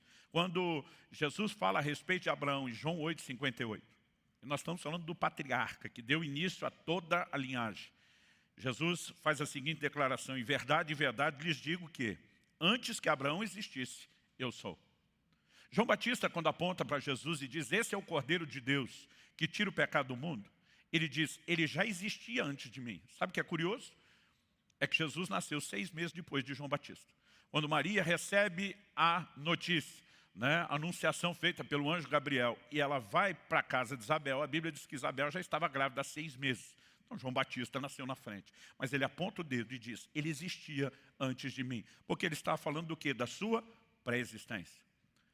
Agora, o mistério da encarnação é que esse Deus pré-existente, o que deu início a tudo. Em Filipenses 2, a partir do verso 5, a Bíblia diz: tende em vós o mesmo sentimento que houve também em Cristo Jesus, o qual, subsistindo na forma de Deus, não teve o ser igual a Deus, algo ao qual deveria se aferrar, se prender, mas esvaziou-se a si mesmo, assumiu a forma humana e, como homem, foi obediente até a morte e morte de cruz. Esse esvaziamento é um mistério, porque ele não perde sua essência nem a sua identidade, mas ele abre mão de atributos que são exclusivos de Deus. Por exemplo, a onipresença. A capacidade de Deus estar presente em todos os lugares. Cristo não usou isso. Ele estava limitado a um corpo, ele ia a uma cidade de cada vez pregando o Evangelho. Ele também não usou a onisciência, a capacidade de conhecer todas as coisas que só Deus tem, um atributo exclusivo de Deus. A Bíblia diz que ele cresceu em sabedoria e conhecimento diante de Deus e dos homens. A Bíblia mostra também que ele não usou onipotência, outro atributo exclusivo de Deus, capacidade de ter todo o poder. Atos 10, 38 diz: como Deus ungiu a Jesus de Nazaré com o Espírito Santo e poder, o qual andou por toda parte, fazendo bem, curando a todos os oprimidos do diabo, porque Deus era com ele. Não diz porque ele era Deus, diz porque Deus era com ele. Em essência e identidade não deixou de ser. Mas o que Jesus fez aqui na terra, seu ministério, foi como homem ungido pelo Espírito Santo. É aí que faz sentido as palavras de Jesus em João 14. Quem crê em mim fará as obras que eu faço, e até mesmo maiores, porque eu vou para o Pai. Se o que ele fez foi como Deus, nós jamais poderíamos fazer o que ele fez, o que dizer coisas maiores. Então, esse mistério de alguém que em identidade permanece 100% Deus, mas assume plena humanidade, é algo que, como eu disse antes, vou repetir, é o cerne do Evangelho. Depois de destacar em primeiro lugar a pré-existência de Cristo, a segunda coisa, quando falamos da sua encarnação, que precisa ser igualmente entendida, é a concepção sobrenatural. Então nós temos o relato no Evangelho de Mateus, no capítulo 1, de como um anjo explica a versão da história para José. Mas no Evangelho de Lucas, no capítulo 1, nós temos a notificação feita por meio do anjo para a própria Maria. E a palavra trazida da parte do Senhor é: descerá sobre ti o Espírito Santo, e o poder do Altíssimo te envolverá com a sua sombra. Então há uma declaração que para nós é uma chave. E o ente santo que em ti há de nascer será chamado Filho de Deus. Nós precisamos entender a razão da concepção sobrenatural. O nascimento virginal de Jesus já havia sido profetizado mais de 700 anos antes, por Isaías. Isaías, no capítulo 7, no versículo 14, a Bíblia diz: portanto, o Senhor mesmo lhes dará um sinal. Eis que a virgem conceberá e dará à luz a um filho e lhe chamará Emanuel. Gente, você consegue imaginar o nó na cabeça de quem ouvia essa palavra profética? Como a virgem, no estado de virgindade, poderia conceber? se a maneira como o próprio Criador determinou a reprodução exigisse uma relação para que o sêmen, a semente, fosse depositada nela. O que estava sendo anunciado séculos e séculos antes é que haveria uma concepção sobrenatural de alguém que seria chamado Emanuel. Essa palavra se cumpre em Cristo. A Bíblia diz no Evangelho de Mateus, no capítulo 1, verso 18, o nascimento de Jesus Cristo foi assim. Maria, sua mãe, estava comprometida para casar com José. Mas antes de se unirem, ela se achou grávida pelo Espírito Santo. José, com quem Maria estava para casar, sendo um homem justo e não querendo envergonhá-la em público, resolveu deixá-la sem que ninguém soubesse. Gente, cá entre nós, por que José resolveu deixá-la? Quando Maria notifica, tenta se colocar no lugar dele. A noiva, com quem ele não teve nenhum envolvimento, diz, olha, um anjo me apareceu, diz que o Espírito Santo está fazendo algo sobrenatural e eu estou grávida. Você acha que José ergueu a mão para o céu, deu glória a Deus, aleluia? Eu acho que ele simplesmente pensou, é ruim que eu vou acreditar nesse conto. Mas a Bíblia diz que ele era um homem justo. Não queria difamá-la, porque se ele expusesse o que ele pensou inicialmente a respeito dela, pela lei de Moisés, ela teria sido apedrejada. Ele diz, eu tiro meu time de campo de boca calada, quietinho. É nesse momento que a Bíblia diz, verso 20, enquanto ele refletia sobre isso, aliás, vale destacar isso aqui, tem muita gente que decide as coisas só no ímpeto, sem reflexão nenhuma, e nem dá tempo a Deus lhe dirigir. Mas a Bíblia diz, enquanto ele refletia sobre isso, eis que lhe apareceu em sonho um anjo do Senhor dizendo, José, filho de Davi, não tenha medo de receber Maria como esposa, porque o que nela foi gerado é do Espírito Santo. Ela dará à luz a um filho e você porá nele o nome de Jesus, porque ele salvará o seu povo dos pecados deles. A palavra Jesus significa Salvador. O nome Yeshua, né, que vem da mesma raiz da palavra traduzido no Velho Testamento como Josué, significa Salvador. O verso 22 diz, ora, tudo isso aconteceu para se cumprir o que foi dito pelo Senhor por meio do profeta. E agora a citação de Isaías 7,14 que lemos. Eis que a virgem conceberá e dará à luz um filho, e ele será chamado pelo nome de Emanuel. E Mateus explica que Emanuel significa Deus conosco. Quando José despertou do sono, fez como o anjo do Senhor lhe havia ordenado e recebeu Maria por esposa, porém não teve relações com ela, enquanto ela não deu à luz a um filho, a quem pôs o nome de Jesus. Porque é tão importante que eu e você entendamos a concepção sobrenatural. Cristo não podia ser gerado por semente humana. Em primeiro lugar, se isso acontecesse, o que ele experimentaria não era um ser pré-existente encarnando, seria uma criação.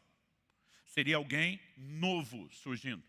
A palavra de Deus diz em Zacarias 12:1, o Senhor que estendeu o céu, fundou a terra e formou o espírito do ser humano dentro dele, diz.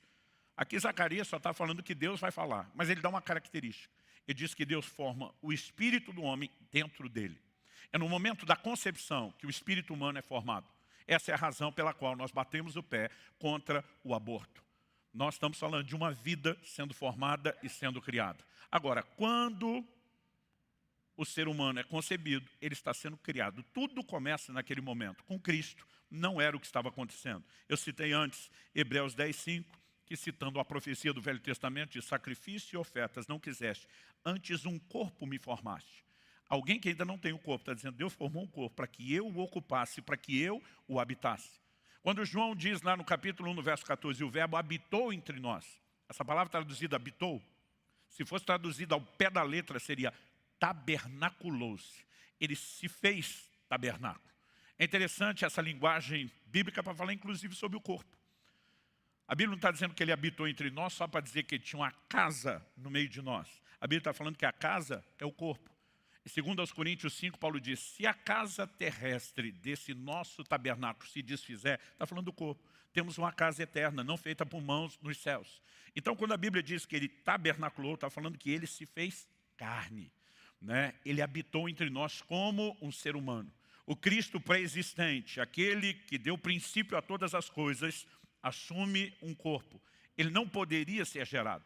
Se ele fosse gerado, ele seria um ser humano novo, não o Deus pré-existente, e, como qualquer um de nós, nasceria debaixo da sentença de reproduzir a natureza adâmica. Romanos 5,12 diz, por meio de um só homem, uma referência a Adão, entrou o pecado no mundo, Através do pecado entrou a morte passou a todos os homens. Essa condição, essa sentença de viver debaixo de uma natureza pecaminosa, ela não seria possível, né, de ser revertida na minha e na sua vida, se alguém não chegasse como Cristo chegou. Quando o anjo diz em Lucas 1,35 para Maria, o ente santo que em ti há de nascer será chamado Filho de Deus. Está falando de alguém que não vinha com a natureza pecaminosa. Está falando de alguém santo sem pecado, ocupando um corpo que não carregava a mesma natureza pecaminosa. É essencial eu e você entendermos isso. E no Salmo 51, Davi diz, eu nasci em iniquidade, em pecado me concebeu minha mãe. Alguns tentam dizer que isso se limita a Davi, que ele era fruto de alguma relação errada. Não, a Bíblia diz no Salmo 58,3, os ímpios se alienam desde a madre, desde que nascem proferem mentira. Nós temos um problema, né, crônico chamado natureza adâmica. Essa definição começou lá no início da história da igreja com Tertuliano, foi desenvolvida depois por Agostinho, meio que esculhambado um pouco também por ele, né? Ela vem crescendo ao longo do tempo, mas Paulo era categórico. Por meio de um só homem entrou o pecado no mundo, através do pecado a morte passou a todos os homens. Nosso Senhor foi gerado sem pecado. Ele não é um ser humano divinizado, ele é Deus assumindo um corpo com uma razão muito específica. Daqui a pouco nós vamos falar dos motivos ou das razões para a encarnação. Mas nenhum de nós pode questionar algo. Jesus, depois da concepção, né, sobrenatural, ele vive nessa terra como homem. A Bíblia diz que ele teve fome, teve sede, diz que ele cansou, diz que ele dormiu, diz que ele chorou, né? E esse mistério de um Deus que encarna e se limita a viver como eu e você é algo que me impressiona. Olha o que diz o Evangelho de João, no capítulo 2, nos versos 24 e 25. Mas o próprio Jesus não confiava neles, porque conhecia a todos, e não precisava que alguém lhe desse testemunho a respeito das pessoas, porque ele mesmo sabia o que era a natureza humana. Hebreus capítulo 4, verso 15, falando dele como sumo sacerdote, diz, não temos sumo sacerdote que não possa se compadecer das nossas fraquezas. Pelo contrário, ele foi tentado em todas as coisas, à nossa semelhança, mas sem pecado. Ele não apenas é concebido sem pecado, ele vive uma vida de vitória sobre o pecado, mas isso não significa que ele não estava sujeito. Outro dia alguém falou, pastor, mas não tinha natureza adâmica como era tentado. Eu falei, Adão no início também não tinha natureza adâmica. Ele tinha natureza divina. Esse problema só entra depois com o pecado. Mas Adão não só foi tentado, como caiu. Então nós precisamos olhar e entender que o Deus pré-existente, numa concepção sobrenatural, pelo Espírito Santo, assume um corpo. E como homem, ele vive no nosso meio, sem ter pecado. Da mesma forma como foi gerado, né, sem pecado, mas viveu como eu e você. Agora, qual o grande mistério da encarnação? É aqui que eu gostaria de chamar um pouquinho da sua atenção. Em primeiro lugar, nós precisamos entender a natureza da obra de Cristo na cruz, que é uma obra de substituição. Jesus diz que Abraão viu o seu dia e se alegrou. Ele fala isso em João, no capítulo 8. Quando é que Jesus menciona que Abraão viu o seu dia? Ele está fazendo uma relação com o que aconteceu com Isaac. No momento que eles estão indo ao Monte Moriá, porque Deus pediu a Abraão que sacrificasse seu filho, Isaac faz uma pergunta para o pai. Ele diz, papai, nós não estamos indo fazer um sacrifício? Estamos, meu filho. Imagina o menino falando, está faltando nada não? E o Abraão, como assim, meu filho? Ele falou, pai, cadê o animal do sacrifício? Nós estamos levando a lenha, o fogo, o cutelo, né? Os ofertantes estão indo, cadê a oferta? E Abraão responde assim para ele, Deus proverá para si o cordeiro, meu filho.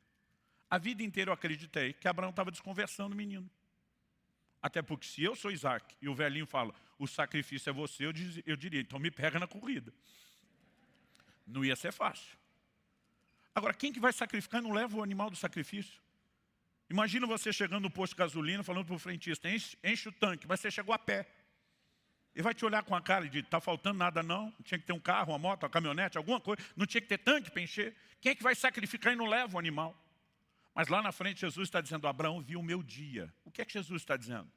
Quando Abraão fala para Isaac, meu filho, na hora H você será substituído por um cordeiro provido por Deus, ele não está falando apenas do que aconteceria com o Isaac. Abraão entende que chegaria o dia onde cada um de nós escaparia da morte que merece por um cordeiro substituto. Então a natureza do sacrifício de Cristo é substitutiva. Isaías profetizou e disse: o castigo que nos traz a paz estava sobre ele. Ele foi julgado em nosso lugar. E aí você vai entender a ideia de um cordeiro. Porque em todo o Velho Testamento, quando nós vemos aqueles rituais de sacrifícios que não são praticados mais hoje, no Novo Testamento, na Nova Aliança, o que é que nós temos? Algo que eu mencionei, que a gente explora no livro A Graça Transformadora, o caráter profético da lei. A Bíblia diz que a lei não tem imagem exata das coisas, mas a sombra de bens vindouros. Ela projetava algumas figuras. Um animal inocente era julgado pelos pecados que o povo tinha cometido e morria como um substituto para a morte que o pecador merecia morrer. Quando Jesus aparece em público para ser batizado, João Batista aponta para ele e diz: este é o Cordeiro de Deus que tira o pecado do mundo. O que é que João Batista está tentando notificar a gente? O que por séculos e séculos e séculos nós fizemos na forma de uma figura, anunciando um substituto, se cumpre no Deus encarnado que agora está no meio de nós. Ele morrerá no nosso lugar. Agora, para que ele pudesse ser o substituto, ele precisava da concepção sobrenatural. Por quê? A Bíblia diz no Salmo 49, se for rápido de endereço, me acompanha aí.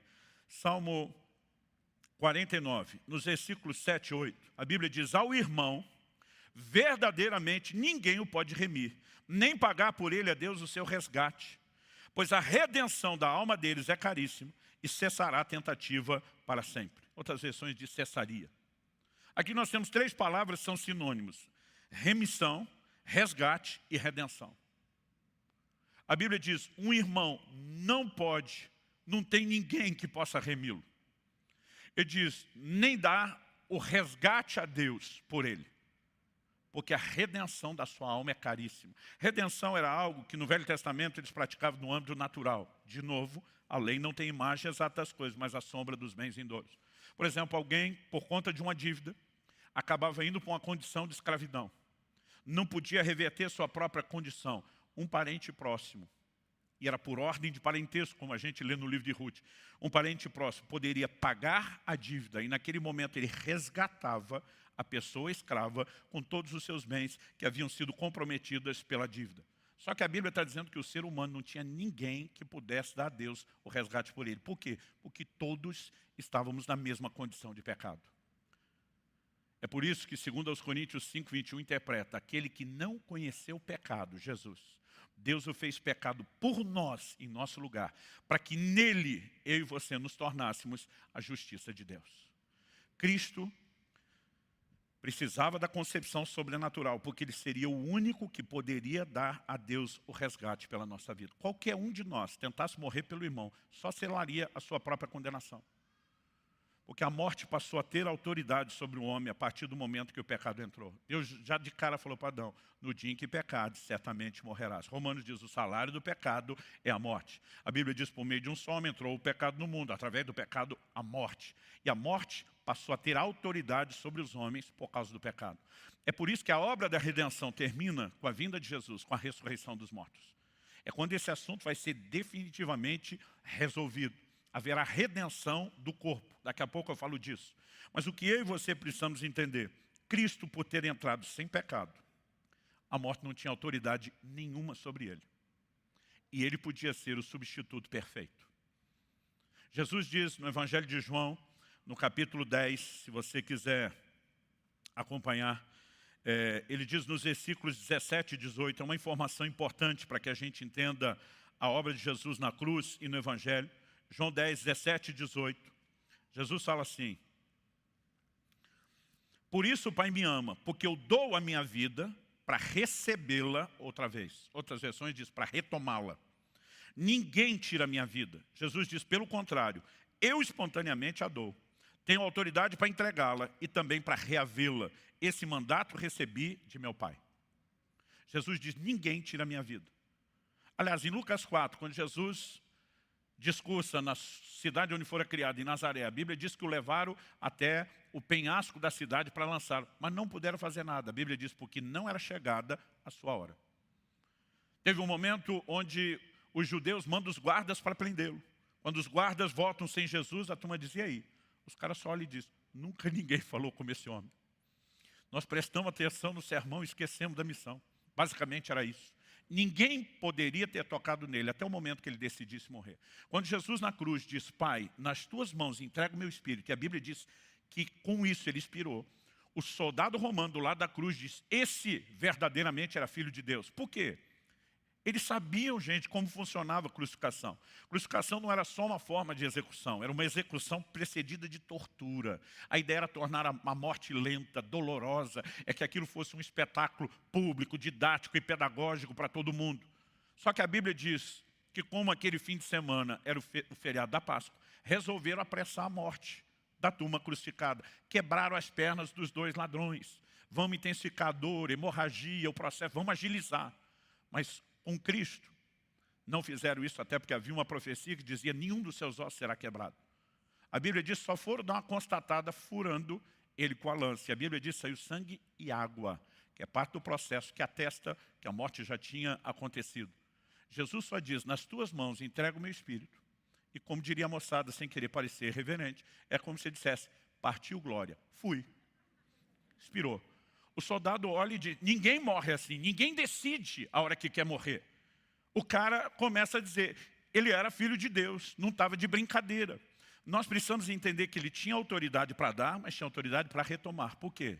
A morte não podia escravizá-lo, não havia vínculo de pecado. Ele se torna o substituto perfeito para cada um de nós. Quantos são gratos a Deus pela obra da redenção? Mas me deixe falar aqui um pouquinho de algumas razões para essa encarnação de Jesus. Uma delas, a gente pelo tempo acabou resumindo a leitura de João, mas voltando lá no Evangelho de João, no capítulo 1, no versículo 18, eu colocaria isso em primeiro lugar. A Bíblia diz sobre Jesus, ninguém jamais viu a Deus. O Deus unigênito que está junto do Pai é quem o revelou. Uma das razões da encarnação era revelar Deus. Em João 14, Jesus diz para Filipe, Filipe, quem vê a mim, vê o Pai. Jesus mostra que o grande plano que Deus tinha ao criar Adão, a sua imagem e semelhança, é porque ele queria ser revelado e conhecido na terra. Esse plano foi abortado, daqui a pouco nós vamos falar de outra razão. Jesus veio fazer o que o primeiro Adão não fez, mas o propósito era revelar Deus na terra. Eu colocaria isso de cara em primeiro lugar. Mas em segundo, até como consequência, como eu disse, fazer o que Adão não fez. Quando a Bíblia diz que Deus criou o primeiro homem, Adão, a sua imagem e semelhança, parecido com ele, tinha uma lei vigorando para toda a criação. Não valia só para o homem, valia para os animais, para os vegetais. Deus repetia, cada um reproduza conforme a sua espécie.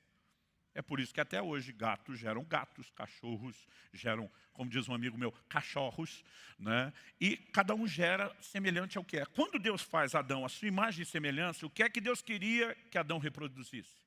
Outros seres, a imagem e semelhança de Deus. Esse sempre foi o plano de Deus. O plano que foi abortado no cabeça de raça, na primeira matriz reprodutora. Porque quando o homem peca, ele deforma o molde. E agora ele começa a reproduzir pecadores à sua imagem e semelhança. Por que é que Cristo veio? Cristo veio fazer o que o primeiro cabeça de raça não fez. Dá uma olhada comigo em 1 Coríntios, no capítulo 15. 1 Coríntios, capítulo 15. E dá uma olhadinha comigo nos versos 21 e 22. A Bíblia diz, visto que a morte veio por um homem, uma referência a Adão, também por um homem, agora referência a Jesus, veio a ressurreição dos mortos. 22, porque assim como em Adão todos morrem, assim também todos serão vivificados em Cristo. Agora pula comigo para o verso 45. O 45 diz, pois assim está escrito, o primeiro homem, Adão, se tornou um ser vivente, ou alma vivente. Mas o último Adão é espírito vivificante. Quem é o último Adão? Vamos ler o texto, ele mesmo vai mostrar que está falando de Jesus. O que vem primeiro não é o espiritual, e sim o natural. Depois vem o espiritual. Então ele está falando da ordem cronológica. A Bíblia diz, o primeiro Adão é um ser que vive. O último é um ser que dá vida. O primeiro é natural, o último é espiritual. 47, o primeiro homem formado do pó da terra é terreno, o segundo homem é do céu. Então aqui nós temos não só a característica que o primeiro é terreno e o último Adão é celestial, o segundo Adão é celestial, mas ele está dizendo que esse também é homem. Quem é homem, mas em vez de terreno é celestial? Quem é homem, né? Mas em vez de só um ser vivo, é um ser que dá vida, né? Quem é homem, mas encontra-se nessas características todas? Cristo. Agora, o 48 diz, como foi o homem terreno, Adão, assim também são os demais que são feitos do pó da terra. E como é o homem celestial, Cristo, assim também são os celestiais. 49, assim como trouxemos a imagem do homem terreno, traremos também a imagem do homem celestial. O que é o projeto de Deus para a humanidade por meio de Cristo? Não é só perdoar pecados cometidos, é que a gente reproduza a natureza do segundo Adão.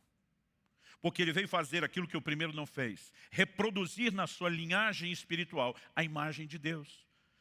É por isso que, segundo aos Coríntios 3,18, diz, nós somos transformados de glória em glória na imagem de Jesus. Esse é o modelo de Deus para todo cristão. O que é ser cristão? É viver como Cristo viveu. Tem de vós o mesmo sentimento que houve também em Cristo Jesus. Se alguém diz estar nele, deve andar como ele também andou. Romanos 8,29 diz, aos que dantes conheceu também os predestinou para que fossem conformes à imagem de seu Filho Jesus. Ser cristão não é outra coisa, a não ser parecido com Jesus. Portanto, parecido com Deus, com o Pai. Ele veio viabilizar, por meio do novo nascimento, por meio da nova natureza, por meio da graça que nos liberta do domínio do pecado, a possibilidade de reproduzirmos a imagem de Deus na terra. Ele também vem para vencer o diabo. Colossenses 2,15 nos diz que Jesus triunfou dos principados e potestades na cruz. Mas eu gosto da leitura que o livro de Hebreus faz, em Hebreus 2, 14 e 15, quando diz assim, visto, pois, que os filhos têm participação comum de carne e sangue, também Jesus igualmente participou dessas coisas, carne e sangue, para que por sua morte destruísse aquele que tem o poder da morte, a saber, o diabo, e livrasse todos os que, pelo pavor da morte, estavam sujeitos à escravidão por toda a vida. E sabe o que é interessante? Deus podia ter vencido o diabo como Deus, podia tê-lo esmagado como a gente faria com um inseto. Mas parece que Deus escolheu a forma mais humilhante para o diabo para fazer isso. Porque a Bíblia diz, no Salmo 8, isso é repetido no livro de Hebreus, que o homem foi criado menor do que os anjos. Os anjos têm uma posição, poder, capacidade que nós não temos. A Bíblia fala de um momento específico onde um anjo destruiu 185 mil soldados no arraial da Síria. Um anjo só. Imagina o strike. Agora, Jesus entra nesse mundo como homem, portanto, abaixo dos anjos. Não estou falando do seu ser, da sua essência e identidade, da forma como ele decidiu se limitar. E aqui, numa posição inferior, ele vem Satanás, que é um anjo caído. Deus conseguiu não apenas trazer vitória sobre o inimigo, mas fazer isso da forma mais humilhante possível. Eu não sei se eu que sou carnal, mas me dá um gostinho especial imaginar que o diabo não só perdeu, mas perde desse jeito. Agora, o que eu e você precisamos entender é que quando a Bíblia fala de Jesus vencer o diabo, não é mera vingança. É vencer aquilo que ele tem tentado fazer contra as criaturas ou a criação de Deus. Em 1 de João, no capítulo 3, no verso 8, a Bíblia diz que Cristo se manifestou para destruir as obras do diabo. Não é só destruir o diabo, é destruir as obras dele. Quando eu era garoto, cheio do Espírito Santo, imaginava que isso aqui era expulsar demônio, orar contra uma obra de macumbaria. Não, fazer a obra do diabo é muito mais do que isso. A Bíblia está falando, quando você pega João 3, de pecar ou não pecar, de filho de Deus e filho das trevas, natureza. Jesus veio quebrar a força que Satanás tinha para controlar as pessoas por meio do pecado. Isso é muito mais do que só ser perdoado. O mistério da encarnação é algo extraordinário. Algo que eu e você podemos acrescentar nessa lista é que Jesus, como diz Romanos 8,3, ele também veio condenar o pecado na carne. Essa é uma outra razão da encarnação. Quando Romanos 8,3 diz isso, diz, porque aquilo que a lei não podia fazer por causa da fraqueza da carne, isso Deus fez, enviando seu próprio Filho em semelhança de carne pecaminosa e no que diz respeito ao pecado. O texto continua e diz, e assim Deus condenou o pecado na carne. Por que o pecado tinha que ser condenado na carne? Porque ele entra e se espalha no mundo por meio da carne. Agora, na morte de Cristo, ele é julgado na carne. E na redenção, no processo final, no clímax, com a vinda de Jesus, É por isso que Paulo diz em 1 Coríntios 15 que o último inimigo a ser vencido é a morte. A Bíblia diz: os mortos ressuscitarão, os vivos serão transformados. E acontecerá o que Romanos 8 chama de a redenção do corpo. Em Filipenses 3, 20, 21, Paulo diz: nossa pátria está nos céus, de onde aguardamos um Salvador, o qual há de transformar o corpo da nossa humilhação, para ser igual ao corpo da sua glória. O pecado que entrou e perpetuou pela carne será julgado na carne, até que um dia seja erradicado da carne. Então teremos um corpo glorificado. Por que você acha que um espírito maligno quer admitir que Jesus veio em carne? Isso também classifica Jesus para ser o perfeito sumo sacerdote. A gente citou Hebreus 4,15, que fala que ele se compadece de nós, foi tentado em todas as coisas, a ponto de ter compaixão de mim e de você.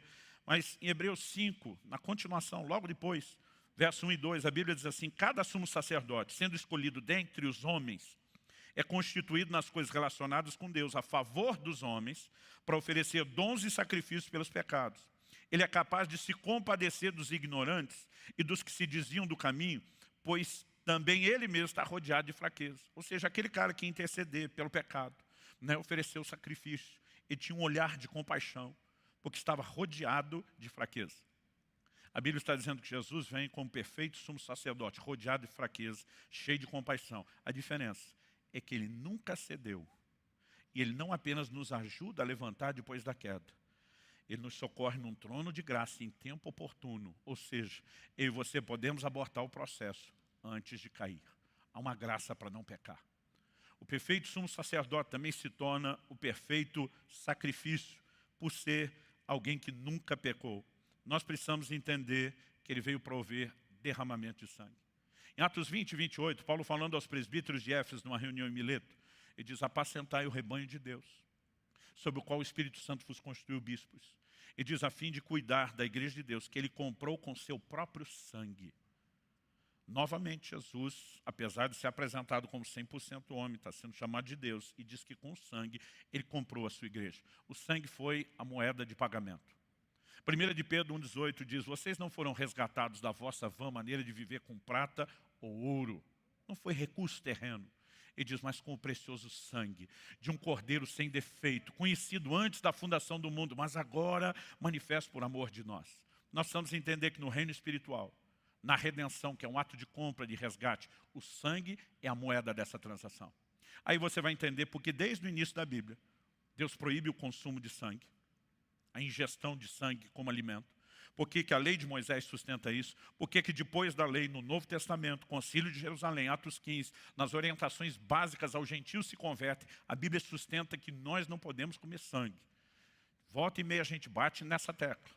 Pode tirar da sua vida o seu cardápio, sarapatel, galinha ao molho pardo, né, chouriço, aquele que é preparado com sangue. Não estou falando do soro de uma carne que não está ainda rosada. Estou falando do sangue. Não poderia ser consumido. Deus dava a razão e dizia: por quê? Porque no sangue está a vida.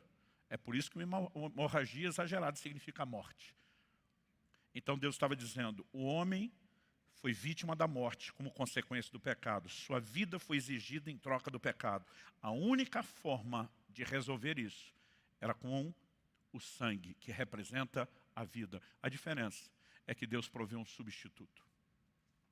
E por causa do sangue de Jesus, eu e você, é por isso que ele tinha que participar de carne e sangue. Por causa do sangue de Jesus, eu e você somos inocentados. Hebreus 9, 22 diz: sem derramamento de sangue não há remissão de pecados. Então, todos aqueles sacrifícios de animais da velha aliança, eles prefiguravam aquilo que Jesus viria fazer por nós. Ou seja, a redenção não seria possível sem a encarnação. Nós precisamos entender, né, a expressão do amor de Deus. Quando a Bíblia diz: Deus amou o mundo de tal maneira que deu o seu Filho, não é só a ida de Jesus à cruz. É ele subsistindo na forma de Deus. Não se prender a isso. Se tornar um de nós. Eu não sei você, eu fico empolgado demais com a obra da redenção. O Verbo se fez carne, habitou entre nós, e tudo isso qualifica para ser o perfeito sacrifício, assim como o perfeito sacerdote. Agora, o que acontece depois da ressurreição de Jesus? Até a sua morte, ele em essência nunca deixa de ser Deus. No entanto, não lança a mão de atributos exclusivos da divindade, ele vive como homem. Depois da redenção, da ressurreição, Colossenses 2,9 fala que agora em Cristo habita corporalmente a plenitude da divindade. Ou seja, aquilo do qual ele se esvaziou, como diz Filipenses 2, agora ele é plenamente restituído. Então ele não é apenas 100% Deus em essência e identidade, mas em todos os seus atributos exclusivos. No entanto, esse é o grande mistério, né? E penso no assunto que deu debate desde o início da história da igreja. É porque as pessoas ou queriam tratar Jesus como Deus, ou como homem, ou como uma coisa híbrida, e não tinham a capacidade de entender que ele permanece 100% Deus, enquanto permanece 100% homem. O que 1 Timóteo 2,5 diz: há um só mediador entre Deus e os homens, Cristo Jesus, homem. Mesmo que nele habite corporalmente a plenitude da divindade, Jesus não abriu mão do corpo que lhe foi formado. Depois da ressurreição, quando Tomé perde a reunião de Jesus, apareceu e disse: eu não tocar e não creio. Jesus, quando aparece, diz: Tomé, toca. Porque um espírito não tem carne e osso, como você vê que eu tenho. Agora, ao mesmo tempo que ele está dizendo, tenho carne e osso para ser apalpado, ele aparece e desaparece. É um corpo glorificado. É como o meu e o seu se tornará no futuro. Minha esperança é que se eu não tiver um corpinho sarado agora, pelo menos o corpo glorificado, acho que vai ser melhor. Plenamente saudável, sem a natureza pecaminosa. Agora, Cristo, ele estende a mão entre Deus e a humanidade. Ele é o mediador, ele segura as duas pontas, como alguém que é 100% Deus, 100% homem e o perfeito sacrifício. Tudo isso foi possível graças à encarnação de Nosso Senhor. Então, quer você acredite que deva ter uma data específica para comemorar a encarnação de Nosso Senhor ou não, essa verdade tem que ser vivida intensamente, com toda a consciência, tem que ser repartida, né? E à medida que eu e você cultivamos essa consciência, isso é algo que produz impacto na minha e na sua vida, em termos práticos. Além de entender uma consciência que nós devemos viver, ser agradecido, né? Entender e nos apropriar pela fé dos benefícios. Quando a Bíblia diz que o Cordeiro da Páscoa foi imolado, e Paulo chama Cristo o nosso Cordeiro Pascal, então era uma figura do que Cristo faria, Deus mandou pegar do sangue daquele Cordeiro e colocar nos umbrais das portas.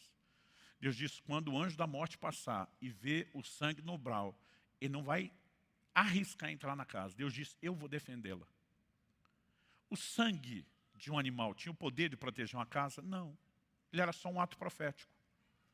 Aliás, a Bíblia diz em Êxodo 12:13, o sangue vos será por sinal. Era só um sinal.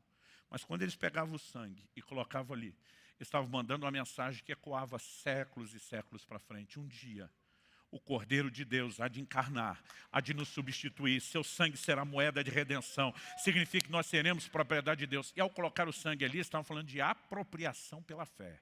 Está dizendo, e nós nos apropriamos da obra que será feita. Aliás, era assim que os santos do Velho Testamento eram salvos, pela fé no Cristo que ainda viria. E quando eu e você entendemos isso impacta o relacionamento com Deus, isso gera em mim e você gratidão, constrangimento, Paulo diz. Ele diz, o amor de Cristo nos constrange. Gente, não é só o momento em que ele foi para a cruz, sofreu o que ele sofreu. Ele viveu como homem. Ele teve a paciência de esperar 33 anos, pelo menos, vivendo como eu e você, limitado e confinado a um corpo. Ao que eu e você não fazemos ideia. Eu já conversei com algumas pessoas que partiram e voltaram. Já tive o privilégio de conhecer alguns. Que depois de morrer o Senhor diz, vó, vai ter uma sobrevida. A maioria me diz, pastor, quando a gente volta, dá nojo de entrar no corpo. O que existe no plano espiritual é algo tão extraordinário que isso aqui é muito sem graça. Agora imagina alguém que não só estava lá como eu e você, mas que é o próprio Deus, tem tudo isso, e decide viver 30 e tantos anos, limitado e confinado a um corpo, ao espaço do tempo, a tudo isso. Quando a Bíblia diz, Deus amou o mundo de tal maneira que deu o seu Filho. Não é só ir da cruz, é todo o processo da encarnação, né? É Ele depois da ressurreição, 2000 anos depois, ainda carregar 100% de humanidade, viver intercedendo por cada um de nós, por mim e por você. A Bíblia diz, o amor dele nos constrange. Aí Paulo diz, julgando nós isso. Se um morreu, e foi em nosso lugar, ele diz, então todos morreram. Dívida liquidada. Então parou aí e diz, não. E os que agora vivem, por Ele ter morrido no nosso lugar, não vivem mais para si mesmos, mas para aquele que por eles morreu e ressuscitou. Entende? Quanto maior é a consciência dessa obra, maior é a dívida de gratidão que eu e você carregamos, maior é a resposta que nós damos a Ele. É por isso que Jesus instituiu uma ceia memorial, que nós já vamos passar para ela, com o propósito de que a gente viva a consciência do que Ele fez. Ele diz, façam isso em memória de mim. Ele está dizendo, carregar essa consciência viva é algo poderoso, extraordinário na minha e na sua vida. Quem está entendendo, diga amém. Então vamos ficar em pé para parecer que está acabando. E antes de passarmos a ceia, eu gostaria de rapidamente fazer algo importante aqui. Eu sei que eu e você precisamos pensar e processar essas verdades no sentido de permitir que isso melhore a própria comunhão com Deus, nos faça entender os benefícios do que Cristo fez por nós. Mas talvez haja alguém aqui, ou nos acompanhando pela transmissão, que ainda não se apropriou dos benefícios da salvação. Quando a Bíblia fala a respeito do Evangelho, a mensagem é arrependei-vos, em primeiro lugar. Segundo, crede no Evangelho. Por que o arrependimento? Se o homem não reconhece sua condição de pecador e, portanto, condenado, afastado, distante de Deus, por que é que ele precisa de um Salvador? O arrependimento é uma espécie do que eu chamaria de um autodiagnóstico. Não posso me relacionar com Deus na condição de pecado. E pecado não é só o que a gente faz, é a condição do ser humano pelo que ele é. A Bíblia diz, nós éramos por natureza filhos da ira. Mas quando existe arrependimento, reconhecimento da nossa condição, reconhecimento da necessidade do que Cristo veio fazer, precisa haver fé. E a fé que salva, a Bíblia diz, Deus amou o mundo de tal maneira para que todo aquele que nele crê não pereça, mas tenha vida eterna. Para não perecer e viver vida eterna, tem que ser por fé. Mas não é só crer que Jesus existe. Porque às vezes vou pregar o Evangelho para alguém e a pessoa fala, não, mas eu creio em Jesus. Tipo, eu creio que Ele existe. Não é crer que Ele existe. É uma fé mais específica que isso. É crer no que Ele fez. É crer que Ele foi julgado no seu lugar. É crer que quando Ele morreu, Ele te substituiu, era você morrendo. Quando Ele foi sepultado, era você sendo sepultado. Mas quando Ele ressuscitou, era você sendo ressuscitado. É por isso que a Bíblia fala do batismo. Fomos sepultados com Ele na morte pelo batismo. Para que assim como Cristo ressuscitou, nós também possamos andar em novidade de vida. A Bíblia usa muitas expressões em Cristo, nele, com Ele. Isso tudo fala de identificação. Paulo diz, estou crucificado com Cristo. Você pegasse uma máquina do tempo, voltasse no momento que ele falou, você não ia achar ele pregado na mesma cruz junto com Jesus. Mas porque Cristo era o substituto, ele dizia, me representa. Quando Cristo estava pregado na cruz, eu estava. É por isso que eu fico doido quando um crente fala, né, sobre pagar pelos pecados. Eu digo, os pecados já foram pagos. A gente só precisa nos apropriar da dívida quitada, por meio da identificação. E talvez você até creia que Jesus exista, não tenha nenhuma dificuldade com Ele, senão não estaria aqui ou nos assistindo. Mas talvez até hoje você não teve um posicionamento de fé, dizer, eu vou simbolicamente pegar o sangue para colocar no umbral da minha porta, eu vou me apropriar disso, eu vou viver a reconciliação com Deus.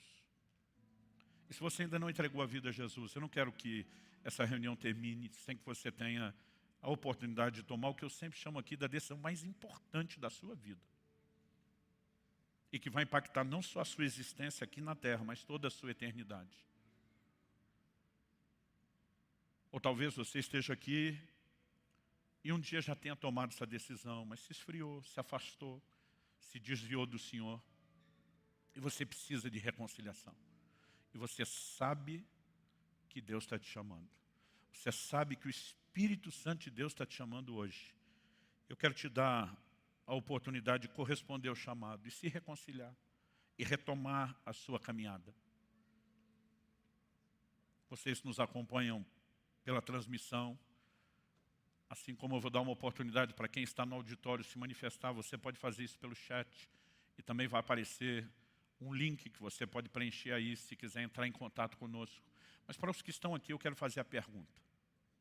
Alguém hoje que entendendo a razão de Cristo ter feito carne para morrer em seu lugar e trazer salvação. Quer ter um posicionamento de fé, dizendo, não, eu não apenas entendi, eu quero corresponder ao chamado de Deus. Eu quero abraçar essa fé no Cristo que me salva, ou me reconciliar com Ele. Se houver, nós queremos orar com você agora. E se houver, eu quero que você dê um sinal com a sua mão. Onde você está? Pastor, eu preciso tomar uma dessas duas decisões. Eu quero que você levante sua mão bem alta. Alguém? Se sim, levante sua mão. Glória a Deus. Quem mais? Glória a Jesus. Glória a Jesus. Deixa eu te explicar uma coisa a mais. O próprio Jesus disse assim, todo aquele que me confessar diante dos homens, eu também o confessarei diante do meu Pai e dos anjos que estão nos céus. Essa fé não é o que você esconde no seu coração. Você verbaliza ela em público. Exigência de Jesus. Ele diz, mas se você me reconhecer diante dos outros, eu também te reconheço diante do Pai e dos anjos. Mas ele diz, todo aquele que me negar diante dos homens, eu também vou negá-lo. Então, normalmente, nós pedimos mais do que levantar a mão. A gente só vai te entregando a coisa à prestação. Então, deixa eu falar do próximo passo, que literalmente envolve um passo.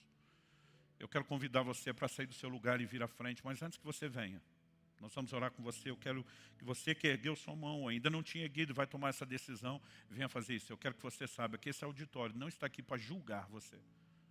Estão aqui para apoiar você. A Bíblia diz que há festa nos céus quando o pecador se arrepende. E pensa no momento do culto que a gente fica esperando para vibrar. É quando alguém toma a decisão de entregar sua vida a Cristo ou de se reconciliar com Ele. Então, ciente de que vão fazer barulho e festa pela sua decisão, eu quero que sem receio nenhum, você que levantou a mão, saia do seu lugar e venha para cá. E você que está nos acompanhando, eu quero que você receba a mesma manifestação de alegria que vai ter aqui. Né? Vem para frente, nós vamos orar com você que está entregando a vida a Jesus ou se reconciliando o mais rápido que você puder. Enquanto a gente espera essas pessoas, eu quero que você... Glória a Deus.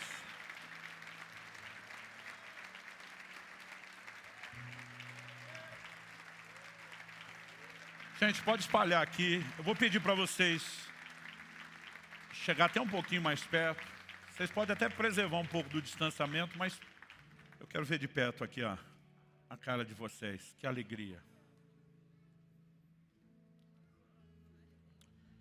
Eu queria que você, aí no seu lugar, desse uma checada com o vizinho da direita e da esquerda. Pergunta aí para ele, fala, você já entregou sua vida a Jesus? Mesmo se ele falar que sim, fala, tem certeza? Fala, se você estiver precisando ir lá e quiser companhia, eu te acompanho. Tem gente que às vezes fica, vou, não vou. A Bíblia diz, se hoje ouvides a sua voz, não endureça o coração. Ah, pastor, eu posso fazer outro dia, é verdade, mas pode fazer hoje. A Bíblia diz, hoje é o dia aceitável. Hoje é o tempo da salvação. Então, se tiver mais alguém, corre para cá. Ou se você perceber que alguém precisa de ajuda e discernir isso, nos ajude. Bom, o que é que nós vamos fazer? Como Jesus falou de confessá-lo, e confessar é uma declaração verbal, confissão não é necessariamente algo ruim. Né? Por exemplo, quem confessa um crime está falando de algo ruim. Eu, quando digo para minha esposa que a amo, é uma confissão e é algo bom. Mas eu gostaria, é lógico que vocês poderiam fazer isso do jeito de vocês, com as palavras de vocês. A Bíblia diz, todo que invocar o nome de Jesus será salvo. A oração não precisa ser chique, não precisa ser bonita, não precisa ser bem elaborada. Ela só tem que ser honesta, sincera e com fé. Mas com muitas pessoas, depois de 30 e tantos anos pregando o Evangelho, normalmente me dizem, minha primeira vez, não sei como fazer isso, eu quero fazer uma oração. Isso pode ser uma forma de te ajudar. Então eu pediria que você, se depois de me ouvir, você falar, dá para repetir isso, de forma sincera, expressa o que eu estou acreditando. Então eu vou pedir que vocês que vieram à frente, você que está nos acompanhando pela transmissão e tomando essa decisão, que você repetisse essa oração comigo em voz alta, pode ser? Então diga comigo, Senhor Jesus, eu reconheço hoje minha condição de pecador e a sua de meu Salvador. Eu me arrependo dos meus pecados e pela fé eu me aproprio do teu perdão, da tua justificação e da tua salvação. Eu invoco o teu nome, Jesus, e a salvação que há nesse nome. E eu declaro que a partir de hoje, minha vida é tua. Eu te entrego o controle total da minha vida. E eu oro que a partir de hoje, o teu Espírito Santo venha habitar em mim e liderar a minha vida para que eu cresça no conhecimento de Deus. A partir de hoje, eu sou salvo. Eu sou parte da tua família. Eu declaro isso em nome de Jesus. Amém. Amém.